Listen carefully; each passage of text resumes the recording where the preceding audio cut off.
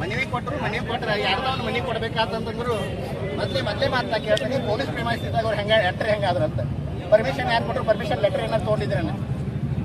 ಇದು ಒಂದೇದು. ಎರಡನೇದು, ವಕೀಲರ ಸಗಣಿಯಾಗಿನ ಹುಳ ಇದ್ದಂಗೆ ಅಂತ ಹೇಳಿ ನಿಂದನೆ ಮಾಡಿದಾರೆ. ಸಗಣಿಯಾಗಿನ ಹುಳ ನಾವಲ್ಲ, ಸಗಣಿಯಾಗಿನ ಹುಳುಗಳು ಯಾರಾದ್ರೂ ಎಲ್ಲ ಜಗತ್ತಿಗೆ ಗೊತ್ತೈತಿ. ಯಾಕಂದ್ರೆ ಯಾರನ್ನ ವೈಯಕ್ತಿಕವಾಗಿ ಅವ್ರ ಹಕ್ಕುಚ್ಯುತಿನೇ ಮಾಡಬಾರ್ದು, ಅವ್ರ ಪರ್ಸನಾಲಿಟಿಗೂ ಧಕ್ಕೆ ಬಲ್ಲಂಗೆ ಮಾತಾಡ್ಬೇಕು. ಯಾರು ಮಾತಾಡಿರೋ ನಾವು ಮಾತಾಡೋದ್ನಾಗ ಮೈ ಮೇಲೆ ಇದನ್ನ ಈಗ ಇಟ್ಕೊಂಡು ಮಾತಾಡ್ಬೇಕಾಗ್ತೈತಿ. ತಿಳಿತಾ? ಈ ಸಗಣಿಯಾಗಿನ ಹುಳ ಇವತ್ತು ನಿಮಗಂತಾರೆ, ನಾಳೆ ಮಗು ಅಂತಾರು. ನಿಮ್ಮನಾರ ಏನ್ ಮಾಡ್ತಾರೆ ನಾವು?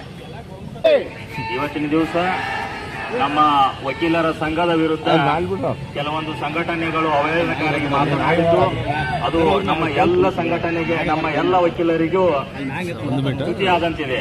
ಕಾರಣ ಏನಾಗಿದೆ ಅಂತಂದ್ರೆ, ನಮ್ಮ ವಕೀಲರ ಸಂಘ ಅಂತಂದ್ರೆ ಅಥವಾ ಪೊಲೀಸ್ ಅಂತಂದ್ರೆ ಎರಡು ಸಂವಿಧಾನದ ಎರಡು ಅಂಗಗಳು.